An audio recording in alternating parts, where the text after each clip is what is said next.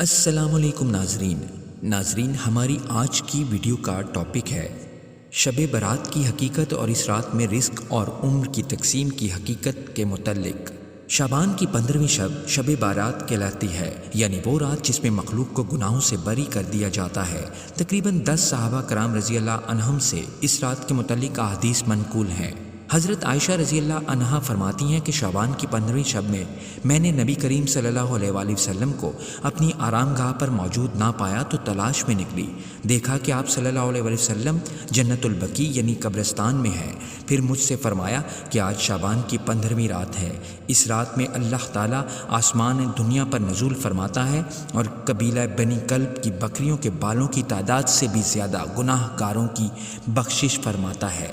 دوسری حدیث میں ہے، اس رات میں اس سال پیدا ہونے والے ہر بچے کا نام لکھ دیا جاتا ہے، اس رات میں اس سال مرنے والے ہر آدمی کا نام لکھ دیا جاتا ہے، اس رات میں تمہارے اعمال اٹھائے جاتے ہیں اور تمہارا رزق اتارا جاتا ہے۔ ایک روایت میں ہے کہ اس رات میں تمام مخلوق کی مغفرت کر دی جاتی ہے سوائے 7 اشخاص کے، وہ یہ ہیں: مشرک، والدین کا نافرمان، کینہ پرور، شرابی، قاتل، شلوار کو ٹخنوں سے نیچے لٹکانے والا اور چغل خور۔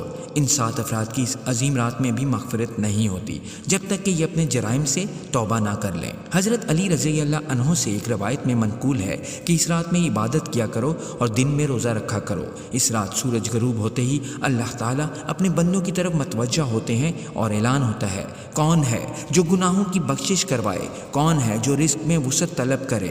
کون مصیبت زدہ ہے جو مصیبت سے چھٹکارا حاصل کرنا چاہتا ہو؟ ان احادیث کریمہ اور صحابہ کرام رضی اللہ عنہم اور بزرگان دین کے عمل سے اس رات میں 3 کام کرنا ثابت ہے: قبرستان جا کر مردوں کے لیے اصالہ ثواب اور مغفرت کی دعا کی جائے، لیکن یاد رہے کہ نبی کریم صلی اللہ علیہ وآلہ وسلم سے ساری حیات مبارکہ میں صرف ایک مرتبہ شب بارات میں جنت البقیع جانا ثابت ہے۔ اس لیے اگر کوئی شخص زندگی میں ایک مرتبہ بھی اتباع سنت کی نیت سے چلا جائے تو اجر و ثواب کا باعث ہے، لیکن پھول پتیاں چادر چڑھاوے اور چراغاں کا اہتمام کرنا اور ہر سال جانے کو لازم سمجھنا، اس کو شب برات کے ارکان میں داخل کرنا ٹھیک نہیں ہے۔ جو چیز نبی کریم صلی اللہ علیہ وآلہ وسلم سے جس درجے میں ثابت ہے اس کو اسی درجہ میں رکھنا چاہیے، اس کا نام اتباع اور دین ہے۔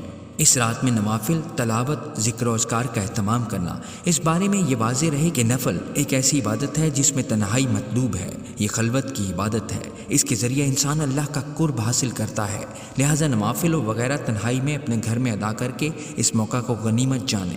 نوافل کی جماعت اور مخصوص طریقہ اپنانا درست نہیں۔ یہ فضیلت والی راتیں شور و شغب اور میلے اجتماع منعقد کرنے کی راتیں نہیں ہیں، بلکہ گوشہ تنہائی میں بیٹھ کر اللہ سے تعلقات استوار کرنے کے قیمتی لمحات ہیں، ان کو ضائع ہونے سے بچائیں۔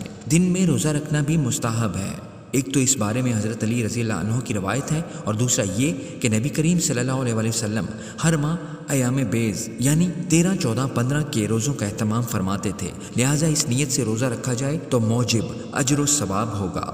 باقی اس رات میں پٹاخے بجانا، آتش بازی کرنا اور حلوے کی رسم کا اہتمام کرنا، یہ سب خرافات اور اسراف میں شامل ہیں۔ شیطان ان فضولیات میں انسان کو مشغول کر کے اللہ کی مغفرت اور عبادت سے محروم کر دینا چاہتا ہے، اور یہی شیطان کا اصل مقصد ہے۔ بہرحال اس رات کی فضیلت ہے، اصل نہیں ہے، اور سلف صالحین نے اس رات کی فضیلت سے فائدہ اٹھایا ہے۔